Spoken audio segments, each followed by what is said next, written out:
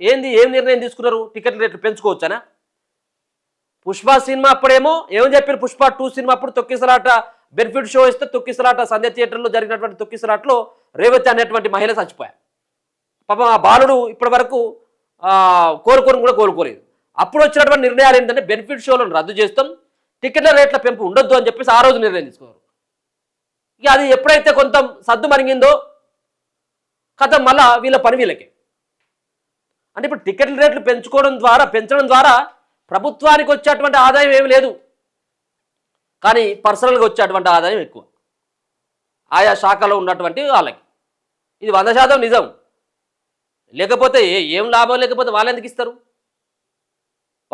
ఈయనకి తెలియకుండా ఎట్లా జరుగుతుంది?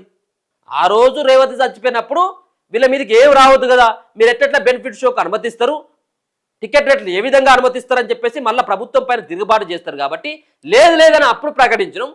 ఇక మళ్ళీ మేము అందరం కలిసి 4 గోడల మధ్యలో కూకొని నేను, దిల్ రాజు, ఇక నాగార్జున, ఇంకోలు కాటాయ కూటాయ ఉమ్మాయి జగ్గయ్య అందరు కూకొని మేము నిర్ణయించడం అని చెప్తాను అన్నట్టు ఈయనే.